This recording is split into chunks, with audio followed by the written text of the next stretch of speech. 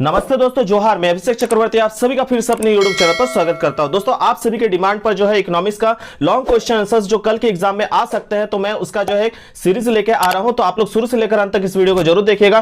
पहला जो मुझे सबसे इंपॉर्टेंट लगा है दोस्तों, मॉडल सेट पेपर 2 का जो है लॉन्ग क्वेश्चन आंसर्स कल के एग्जाम में आप सभी को देखने को मिलेंगे। तो दोस्तों, इस वीडियो को शुरू से लेकर अंत तक जरूर देखिएगा और आसान और स्पष्ट भाषा में आपको बताया जाएगा ताकि इसे आप अपने शब्दों में भी लिख सकें। तो शुरू से लेकर अंत तक जरूर देखिएगा। लाइक, शेयर एंड कमेंट करके अपना फीडबैक देना ना भूलिएगा ताकि मैं मोटिवेटेड होकर आप सबके लिए और भी जो है नेक्स्ट वीडियो ला पाऊं। तो चलिए बिना किसी देरी के दोस्तों वीडियो को स्टार्ट करते हैं। तो देख सकते हैं दोस्तों, यहां पे हम लोगों ने सेक्शन ए और बी जो है कंप्लीट कर दिया था। आप लोग नीचे डिस्क्रिप्शन में लिंक दिया गया, आप लोग जाके देख लीजिएगा सब्जेक्टिव क्वेश्चंस का सेट 1 और सेट 2 का। ठीक है, अब देखते हैं सेट 2 का जो लॉन्ग क्वेश्चन आंसर्स है दोस्तों, जो कल के एग्जाम में आपको पूछे जा सकते हैं। दोस्तों, एग्जाम देने से पहले मैंने कुछ जनरल इंस्ट्रक्शंस के बारे में आपको बताया था सब्जेक्टिव एग्जाम के लिए कि जो आपके क्वेश्चंस नंबर ऑफ क्वेश्चंस रहेंगे वो 19 रहेंगे दोस्तों, जिसमें आपको क्वेश्चन नंबर 1 से लेकर 7 तक जो है आपका अति लघु उत्तरीय क्वेश्चंस रहेंगे। उसमें से जो आपको 5 क्वेश्चन अच्छे से मालूम होगा उसी का आपको आंसर देना है और हर एक क्वेश्चन के लिए आपको 2 मार्क्स दिए जाएंगे। और सबसे इंपॉर्टेंट चीज जो है यहाँ पे दोस्तों देखिएगा क्या लिखा है कि अधिकतम एक वाक्य में यानी एक सेंटेंस में आपको आंसर को देना है। ठीक है, तो इस चीज का आपको ध्यान रखना है। ठीक है, चलिए उसके बाद और क्या लिखा गया, क्वेश्चन नंबर 8 से लेकर आपका 14 तक जो है लघु उत्तरीय क्वेश्चंस रहेंगे। ठीक है, आपका क्वेश्चन नंबर कहां से लेकर 8 से लेकर 14 तक जो है लघु उत्तरीय क्वेश्चन रहेंगे और हर एक क्वेश्चन के लिए जो है आपको कितना मार्क्स दिया जाएगा, 3 मार्क्स दिया जाएगा। कितना मार्क्स दिया जाएगा दोस्तों, 3 मार्क्स। और दोस्तों इसमें से भी आपको किन्हीं 5 क्वेश्चंस के आंसर्स को लिखना है जो कि आपको अच्छे से मालूम होगा। और वर्ड लिमिट दोस्तों यहाँ पे देख सकते हैं वर्ड लिमिट कितना दिया गया, 50 वर्ड्स में ही आपको जो है कंप्लीट करना है आंसर को अपने। ठीक है, इस चीज का भी ध्यान रखिएगा। और आज की इस वीडियो में जो हम लोग बात कर रहे हैं दोस्तों, 15 नंबर से लेकर 19 नंबर यानी लॉन्ग आंसर टाइप क्वेश्चंस का बात करें, जिसे हम लोग हिंदी में दीर्घ उत्तरीय प्रश्न कहते हैं, उसमें से भी आपको जो है टोटल नंबर ऑफ क्वेश्चंस में से आपको जो है 3 ही प्रश्नों के उत्तर देने हैं। ठीक है, और दोस्तों आपका वर्ड लिमिट यहाँ पे दिया गया 100 वर्ड्स में ही आपको आंसर को देना है। इस चीज का आप लोग ध्यान रखिएगा। तो दोस्तों यहाँ पे देख सकते हैं सबसे पहला क्वेश्चन आज की इस मॉडल सेट का लॉन्ग आंसर टाइप क्वेश्चंस का आप सभी के डिमांड पर क्या पूछा गया, वास्तविक प्रवाह और मौद्रिक प्रवाह में अंतर स्पष्ट कीजिए, differentiate between real flow and monetary flow. तो दोस्तों याद रखिएगा ये क्वेश्चन पूछा गया है चक्रीय प्रवाह के प्रकार से, टाइप्स ऑफ सर्कुलर फ्लो। तो टाइप्स ऑफ सर्कुलर फ्लो को जो है दो पार्ट्स में जो है बांटा गया है। एक है आपका वास्तविक प्रवाह और एक है आपका मौद्रिक प्रवाह यानी real flow and monetary flow. इसी का दूसरा नाम है दोस्तों उत्पाद प्रवाह जिसे हम प्रोडक्ट फ्लो कहते हैं, और मॉनेटरी फ्लो जो है उसका दूसरा नाम है आय प्रवाह यानी उसे हम इनकम फ्लो भी कहते हैं। ये मैंने इसलिए बता दिया क्योंकि एग्जाम में हो सकता है कि जो आप यहाँ पे देख पा रहे हैं क्वेश्चन में वास्तविक प्रवाह मौद्रिक प्रवाह, इसे आपका चेंज करके उत्पाद प्रवाह और आय प्रवाह भी कर दिया जा सकता है, तो आप एग्जाम में फंसे नहीं। ठीक है, और वास्तविक प्रवाह जो है उसको भी 2 पार्ट में बांटा गया है दोस्तों। यहाँ पे देख सकते हैं क्या लिखा गया है, 2 टाइप्स इसका है, साधन प्रवाह और उत्पाद वस्तुएं प्रवाह। ठीक है, रिसोर्स फ्लो या प्रोडक्ट और गुड्स फ्लो। ठीक है दोस्तों, इसे तो मैंने अभी जो समझाया डायग्राम से समझाने का कोशिश किया कि क्वेश्चन में पूछा क्या जा रहा है। अब दोस्तों इसका एग्जाम में हमें जो लिखना है उसका अंतर लिखना है। तो कैसे लिखना है, 100 वर्ड में, वो भी स्पष्ट भाषा में, ताकि एग्जामिनर देख के आपका नंबर फुल मार्क्स बैठा दे। तो दोस्तों यहाँ पे आंसर हम लोग इस तरह से लिखेंगे, वास्तविक प्रवाह जिसे हम लोग इंग्लिश में रियल फ्लो कहते हैं, इसे उत्पादन अथवा उत्पाद प्रवाह भी कहा जाता है। इससे अभिप्राय साधन सेवाओं के प्रवाह तथा वस्तुओं के सेवाओं के प्रवाह से है। इसमें जो क्या क्या सम्मिलित किया जाता है दोस्तों, क में लिखेंगे हम लोग साधन प्रवाह जो कि मैंने डायग्राम में आपको बताया, अर्थात साधन सेवाओं का प्रवाह, और दूसरा है दोस्तों वस्तु प्रवाह अर्थात वस्तुओं तथा सेवाओं का प्रवाह। इसके बाद दोस्तों हम लोग इसे इंग्लिश में भी समझ लेते हैं। Real flow, it is called production और प्रोडक्ट फ्लो। ठीक है, it refers to the flow of resources, services and flow of goods and services. It includes the flowing resources flow, that is flow of resources and services.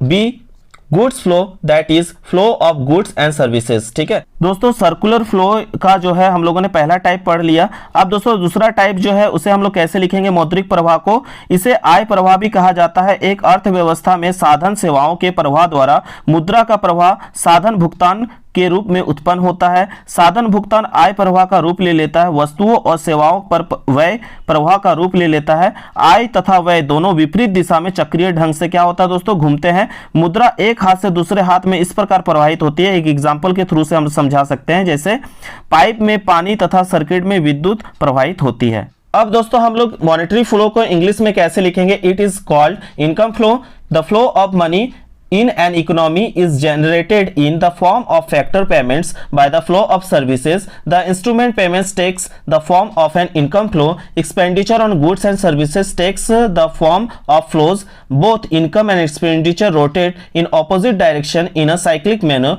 Money flows from one hand to other hand in such way water flows in a pipe, electricity flow in a circuit. इसे आप लोग एक example के through से भी जो है आप समझा दीजिएगा ताकि जो कॉपी चेक करेंगे उन्हें समझ में आए कि आप लोगों ने जो है अच्छे से लिखा है। दोस्तों अगर मैं इसे पूरा अच्छे से एक्सप्लेन करूं तो एक वीडियो बन जाएगा इस पर पूरा लंबा, तो आपके पास उतना समय नहीं है कि आप लोग जो है पूरा लॉन्ग वीडियो अभी देखें। आप लोग देखिए कि एग्जाम में कम शब्दों में कैसे हम लोग आंसर को अच्छा से अच्छा लिख सकते हैं। ठीक है, तो दोस्तों अब हम लोग नेक्स्ट क्वेश्चन पे चलते हैं। क्या पूछा गया है देख सकते हैं, एक न्यूमेरिकल दिया गया दोस्तों आपके एग्जाम में, और इसे आप लोग डायरेक्ट बना दीजिएगा तो आपका जो है 5 मार्क्स इसमें भी आपका कंफर्म हो जाएगा। ठीक है, तो दोस्तों यहाँ पे आपके पास कुछ क्वेश्चंस दिए गए हैं, देख सकते हैं। क्या निकालने के लिए बोला गया है, निम्नलिखित आंकड़े से आय विधि से साधन लागत पर सकल घरेलू उत्पाद की गणना कीजिए। Calculate GDP FC by income method, किस पे निकालने बोला गया, इनकम मेथड पे फ्रॉम द फ्लोइंग डेटा। ठीक है, आपके पास क्वेश्चंस में दिए गए हैं रेम्यूनरेशन ऑफ एम्प्लॉय दिया हुआ है, इंटरेस्ट दिया हुआ है, रेंट दिया है, प्रॉफिट दिया है, mix income of from self employment दिया हुआ है, इनडायरेक्ट टैक्स दिया है और सब्सिडी भी दिया हुआ है। ठीक है, इससे जो है आपको जो डेटा दिया गया है, और ये डेटा आप ध्यान रखिएगा कि करोड़ रुपीज में दिया गया है। जब आप आंसर निकालिएगा तो बगल में करोड़ रुपीज लिख दीजिएगा, नहीं तो बहुत बार क्या होता है बच्चे कैलकुलेट करके उसका बगल में नहीं लिखते हैं, तो जिससे उसका पूरा पूरी गलत हो जाता है। ठीक है, तो इस चीज का आप लोग एग्जाम में ध्यान रखिएगा कि यहाँ पे आपको किस में अमाउंट को दिया गया है, रुपीज में दिया गया, करोड़ में या लाख में दिया गया, इस चीज का आपको ध्यान में रखना है दोस्तों। ठीक है, अब दोस्तों इसका हम लोग कैसे कैलकुलेट करेंगे जीडीपी एफसी, ध्यान रखिएगा। मैंने पिछले वीडियोस में भी आपको बताया है कि जीडीपी एफसी निकालने का फॉर्मूला क्या होता है दोस्तों। इनकम मेथड में जीडीपी एमपी से माइनस करते हैं एनआईटी, ठीक है, नेट इनडायरेक्ट टैक्स को जो है माइनस कर देते हैं तो हमको जीडीपी एफसी मिल जाता है। ठीक है, तो सबसे पहले हमको क्या पता करना होगा दोस्तों, एनआईटी और जीडीपी एमपी दोनों हमको मालूम करना होगा, और दोनों को आपस में माइनस कर देंगे तो हमको जीडीपी एफसी जो है दोस्तों मिल जाएगा। तो दोस्तों जीडीपी एफसी का हम लोगों ने क्या फॉर्मूला बताया, जीडीपी एफसी निकालने का फॉर्मूला होता है जीडीपी एमपी से अगर एनआईटी यानी नेट इनडायरेक्ट टैक्स को माइनस कर देते हैं तो हमें जीडीपी एफसी मिल जाएगा। ठीक है, तो यहाँ पे हम लोग को क्या करना है कि सबसे पहले एनआईटी भी हमको मालूम करना है और जीडीपी एमपी भी मालूम करना है, क्योंकि हमें डायरेक्ट क्वेश्चन में नहीं दिया गया दोनों का वैल्यू, तो दोनों का वैल्यू डायरेक्ट नहीं दिया गया। तो सबसे पहले हम लोग एनआईटी निकाल लेते हैं, यानी नेट इनडायरेक्ट टैक्स, जिसे हम हिंदी में क्या कहते हैं दोस्तों, शुद्ध अप्रत्यक्ष कर। तो शुद्ध अप्रत्यक्ष कर निकालने का फॉर्मूला होता है दोस्तों, आपको क्या करना है, इनडायरेक्ट टैक्स जो है यानी आपका अप्रत्यक्ष कर में से अगर सब्सिडी को माइनस कर देंगे तो मेरा आपका निकल जाएगा नेट इनडायरेक्ट टैक्स, यानी शुद्ध अप्रत्यक्ष कर मेरा निकल जाएगा। तो दोस्तों यहाँ पे इनडायरेक्ट टैक्स देख सकते हैं, यहाँ पे दिया गया है इनडायरेक्ट टैक्स कितना दिया गया दोस्तों, आपका 800 दिया गया है, और सब्सिडी कितना दिया गया दोस्तों, 300 दिया गया है। ठीक है, इसमें से इन दोनों को माइनस कर देंगे तो मेरा निकल जाएगा नेट इनडायरेक्ट टैक्स। ठीक है, अब दोस्तों हमको निकालना क्या बाकी रह गया, जीडीपी एमपी। तो जीडीपी एमपी में क्या क्या आता है मैंने ऑलरेडी पिछले वीडियोस में भी बताया हुआ है। तो जीडीपी एमपी में जो है यहाँ में से जो जो चीज दिया गया उसको हमको लेना है।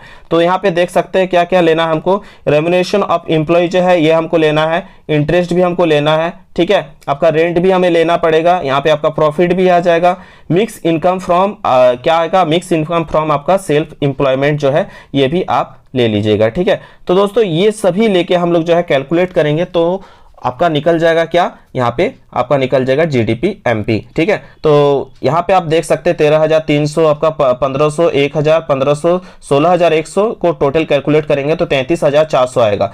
अब दोस्तों जो दो चीज चाहिए था जीडीपी एफसी निकालने के लिए हमको यहाँ पे, तो जीडीपी एफसी निकालने के लिए जो दो चीज चाहिए था जीडीपी एमपी और एनआईटी, वो दोनों हम लोगों ने कैलकुलेट कर लिया। अब दोनों को आपस में अगर माइनस करेंगे तो हमें जीडीपी एफसी जो है दोस्तों मिल जाएगा। ठीक है, यानी हम मेरा जो है सकल घरेलू उत्पाद जो है साधन आय विधि के द्वारा साधन लागत पर मेरा निकल जाएगा। ठीक है, gross domestic product at factor cost जो है मेरा, इन दोनों को माइनस करेंगे आपस में तो मेरा निकल जाएगा आंसर। और यहाँ दोस्तों देखिए मुझसे भी यहाँ पे छूट गया है, यहाँ पे आंसर के बगल में आपको लिख देना है जो क्वेश्चन में आपको अमाउंट किस में दिया गया उसमें आपको लिख देना है। अगर करोड़ रुपीज में दिया है तो आप लिख दीजिएगा ब्रैकेट देके, जैसे यहाँ पे ब्रैकेट देके लिखा गया है उसी तरह से ब्रैकेट देके आप आंसर के बगल में लिख दीजिएगा करोड़ रुपीज। ठीक है, तो इससे आपका आंसर बिल्कुल करेक्ट हो जाएगा। इसी बात को आपको ध्यान रखना है, बहुत बार बच्चे करेक्ट करके आते हैं लेकिन बगल में नहीं लिखते हैं, जिसके कारण उनका पूरा मार्क्स कट जाता है। इस चीज का आपको ध्यान रखना है। अब दोस्तों हम लोग जो है क्वेश्चन नंबर 17 देख लेते हैं। क्या पूछा गया, मुद्रा के कार्यों का वर्णन कीजिए, explain the functions of money.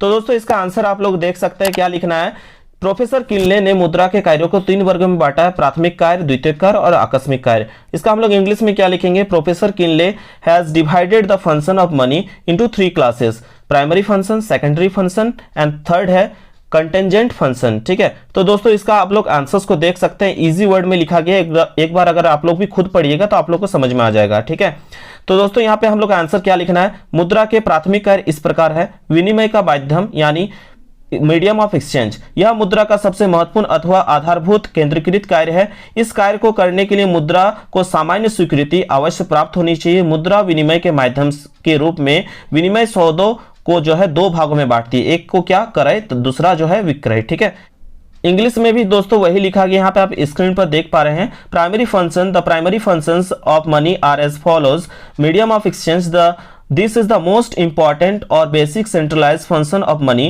In order to do this work, the currency must have received the general approvals. Money as a medium of exchange divides the exchange transactions into 2 parts, purchase and sales. ठीक है, दूसरा देख सकते हैं दोस्तों, जो आप यहाँ पे स्क्रीन पर देख पा रहे हैं, दूसरा क्या है दोस्तों, द्वितीयक। ठीक है, जिस द्वितीयक या जिसे हम कहते हैं गौण कार्य, सेकेंडरी फंक्शन। ठीक है, मुद्रा के द्वितीयक या गौण कार्य की उत्पत्ति प्रारंभिक कार्यों से ही हुई है। दोस्तों मुद्रा के 3 गौण कार्य है, याद रखना है। पहला है मूल्य का क्या करना पड़ता है, हमें संचय स्टोर करना पड़ता है वैल्यू को। दूसरा आपका भावी भुगतान का आधार, स्टैंडर्ड और डिफर्ड पेमेंट। ठीक है, और तीसरा आपका मूल्य का हस्तांतरण, transfer of value. Easy word में लिखा गया, आप लोग इसे एक बार पढ़ लीजिएगा, आपको क्लियर हो जाएगा। ठीक है, उसके बाद थर्ड जो है दोस्तों आपका आकस्मिक कार्य, आपका है कंटेंजेंट फंक्शन। जो है यहाँ पे आपको ध्यान रखना है कुछ बातों का। आकस्मिक कार्य, मुद्रा कुछ आकस्मिक कार्य भी करता है जो कि आप लोग जानते हैं क्या। पहला है साख का आधार यानी बेसिस ऑफ क्रेडिट, दूसरा है आपका आय के वितरण का आधार, बेसिस ऑफ डिस्ट्रीब्यूशन, और तीसरा है आपका सीमांत उपयोगिता तथा उत्पादक की समानता यानी equalization of marginal utilities and production. चौथा है आपका शोधन क्षमता की गारंटी, गारंटी ऑफ सॉल्वेंसी, और उसके बाद का है आपका शोधन साधनों का इष्टतम उपयोग, बेस्ट यूटिलाइजेशन ऑफ रिसोर्सेज, और उसके बाद लास्ट आपका तरलता यानी लिक्विडिटी। तो ये आपको पॉइंट्स बना के आपको एग्जाम में लिख देना है, क्योंकि अभी रटने का टाइम नहीं है आप सबके पास। आपको पॉइंट्स बना के एग्जाम में अच्छे से लिखना है, ताकि जो चेक करेंगे उन्हें मालूम चल सके कि आपको ये टॉपिक आपने पढ़ा है और आपको हर एक पॉइंट्स को अच्छे से आता है। ठीक है, और इसके बाद आप लोग जो है अपने वर्ड्स में जो है इसे लिख दीजिएगा। ठीक है, अगर समझाने जाऊं दोस्तों पूरा कंप्लीट तो काफी ज्यादा लॉन्ग वीडियो हो जाएगा। आप लोग को पीडीएफ जो है टेलीग्राम चैनल पे दे दी जाएगा, आप लोग एक बार प्रैक्टिस कर लीजिएगा। ठीक है, अब चलिए उसके बाद देखते हैं क्या पूछा गया। क्वेश्चन नंबर 18 में दोस्तों देख सकते हैं, पूछा गया व्यावसायिक बैंकों और केंद्रीय बैंक में अंतर स्पष्ट कीजिए। Most important question for arts, commerce and science student. बार बार आप देखिएगा हर एक प्रीवियस क्वेश्चन में पूछा गया क्वेश्चन है, और ये अगर क्वेश्चन आपका एकदम एग्जाम में आने का काफी ज्यादा चांसेस हो जाता है, क्योंकि दोस्तों ये आपके हर साल में क्वेश्चंस पूछे जाते हैं। तो ये क्वेश्चन आप लोग डेफिनेटली एक बार प्रैक्टिस करके जाइएगा, और ये क्वेश्चन आपको एग्जाम में दोस्तों 5 मार्क्स दिला सकते हैं। ठीक है, तो दोस्तों इसका आंसर मैं आपको बता देता हूं क्या लिखना है, एकदम अच्छे से लिखना है। बच्चे क्या करते हैं, डायरेक्ट आंसर लिखते हैं, एक तरफ केंद्रीय बैंक दूसरा तरफ व्यापारिक बैंक। इससे क्या होता है, जो आपका 5 मार्क्स देने वाले हैं वो आपको 2.5 मार्क्स दे देते हैं एग्जामिनर।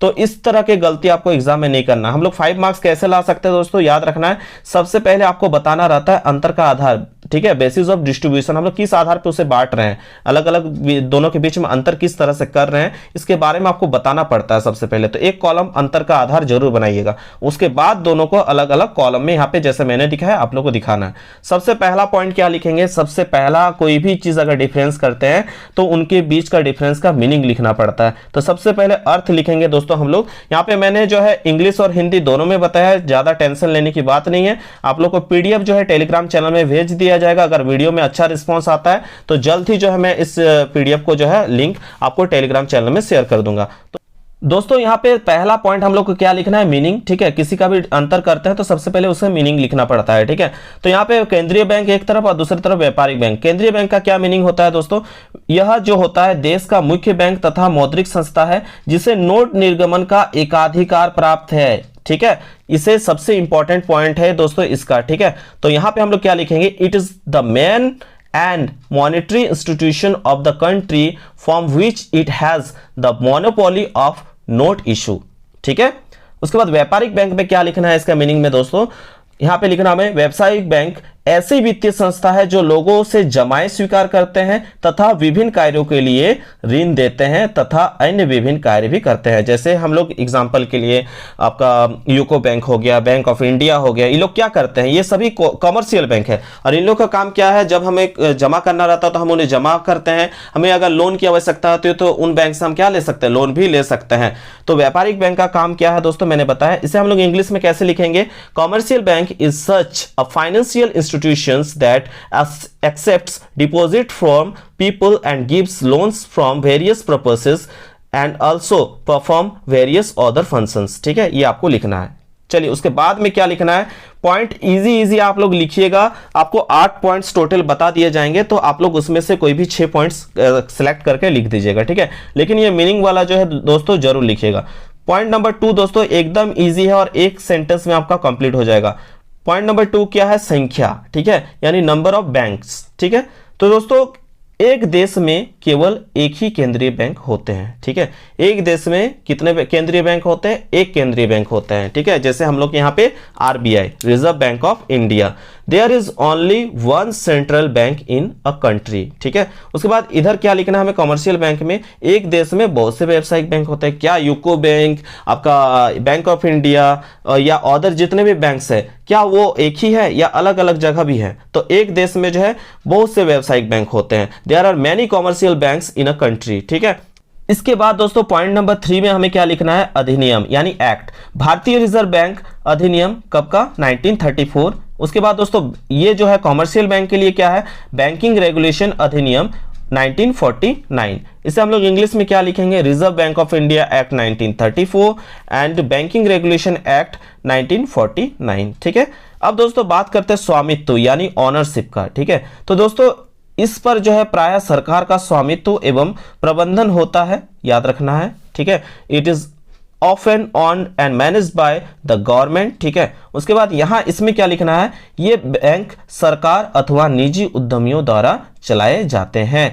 तो दोस्तों इसमें क्या लिखना है, this banks are run by government और प्राइवेट एंटरप्रेन्योर्स। ठीक है, उसके बाद अगले जो है यहाँ पे देख सकते हैं ऑब्जेक्टिव्स भी जो है, इसको भी आप जरूर लिखिएगा, इस लाइन को लिखना मत भूलिएगा, इस पॉइंट को। ठीक है, जो सेंट्रल बैंक होते हैं, जो केंद्रीय बैंक होते हैं, उनका ऑब्जेक्टिव क्या होता है दोस्तों, केंद्रीय बैंक का जो उद्देश्य होता है लाभ अर्जन नहीं होता है। केंद्रीय बैंक का उद्देश्य लाभ अर्जन नहीं होता है। The purposes of central bank is not profit making. लेकिन दोस्तों व्यावसायिक बैंक का मुख्य उद्देश्य होता है लाभ कमाना। ठीक है, व्यावसायिक बैंकों का मुख्य उद्देश्य लाभ अर्जित करना ही है। The main objective of commercial banks is to earn profit. ठीक है, उसके बाद दोस्तों अगले पॉइंट पे चलते हैं, पॉइंट नंबर 6 पे क्या लिखना हम लोग को, लेन देन यानी ट्रांजैक्शंस। ठीक है, तो दोस्तों यहाँ पे केंद्रीय बैंक में जो सेंट्रल बैंक में हम लोग क्या लिखेंगे, यह सामान्य रूप से जनता से लेन देन नहीं करता है। ठीक है, RBI से अगर कुछ काम रहता है तो जो आपका बैंक्स वगैरह है वो लोग उनसे डायरेक्ट करेंगे। क्या जनता आप जाके RBI से डायरेक्ट ट्रांजैक्शन कर सकते हैं?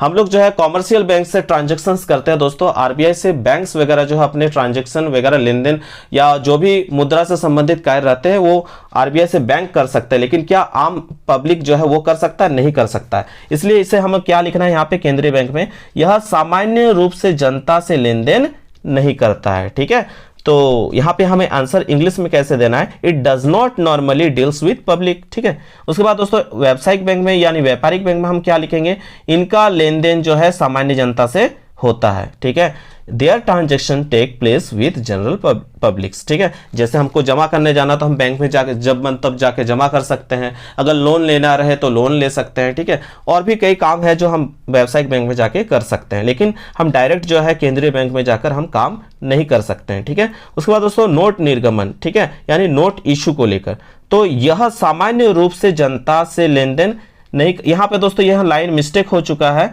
यहाँ पे आप लोग को क्या लिखना है, मैं यहाँ पे लाइन आपको बता देता हूँ, आप लोग स्क्रीन पर देख पा रहे होंगे, नोट इशू को लेकर। ठीक है, तो केंद्रीय बैंक नोट निर्गमन पर एकाधिकार प्राप्त है। तो नोट जो इशू करने का काम है दोस्तों कौन करता है, केंद्रीय बैंक करता है। और एक चीज रखिएगा याद कि व्यावसायिक बैंकों को नोट निर्गमन का अधिकार नहीं होता है। ठीक है, जो आप 2000 1000 का नोट देख रहे हैं, 200 का नोट देख रहे हैं, ये सब जो है इशू करने का काम किसका है? केंद्रीय बैंक जो है वो कर सकता है, लेकिन व्यापारिक बैंक जो है नोट इशू का काम नहीं कर सकता है। ठीक है, तो इसको हम लोग इंग्लिश में कैसे लिख सकते हैं? The central bank has monopoly on note issue. और यहां पे इंग्लिश में हम कैसे लिखेंगे कॉमर्शियल बैंक वाला में? Commercial banks do not have the right to issue notes. ठीक है, commercial banks do not have right to issue notes. ठीक है, उसके बाद दोस्तों लास्ट जो है आपका साख, जिसे हम क्रेडिट कहते हैं, यहां हम लोग को क्या लिखना है? केंद्रीय बैंक साख पर नियंत्रण करता है। ठीक है, और व्यावसायिक बैंक दोस्तों क्या करता है? व्यावसायिक बैंक साख का सृजन करता है। व्यावसायिक बैंक क्या करता है दोस्तों? साख का सृजन करता है। इंग्लिश में क्या लिखेंगे दोस्तों? The central bank control credit. और कॉमर्शियल बैंक में लिखेंगे द कॉमर्शियल बैंक जो है क्रिएट्स क्रेडिट। तो दोस्तों ये था आप सभी के लिए टफ मोस्ट जो है सब्जेक्टिव क्वेश्चंस। इसका जो है इंग्लिश में जो मैंने बताया यहाँ पे नीचे दिया गया पीडीएफ में, आप लोग एक बार देख लीजिएगा। ठीक है, और जो मिस्टेक हुआ उसे आप लोग सुधार लीजिएगा। और अगर आप लोग चाहते हैं कि मैं और भी लॉन्ग क्वेश्चन आंसर्स का सीरीज लाऊं जो कि एग्जाम में आपके लिए मोस्ट इंपॉर्टेंट रहे, तो आप लोग नीचे कमेंट करके लाइक, कमेंट और शेयर करके फीडबैक दीजिएगा। अगर इस वीडियो में 1000 लाइक्स आ जाते हैं दोस्तों, तो नेक्स्ट वीडियो आप सबको आज शाम तक और भी कई वीडियोज मिल जाएगी। आशा करते हैं दोस्तों आज आपको ये वीडियो पसंद आया। अगर पसंद आया तो बिल्कुल लाइक, शेयर एंड कमेंट करना ना भूले। तब तक के लिए दोस्तों धन्यवाद। जय हिंद, वंदे मातरम।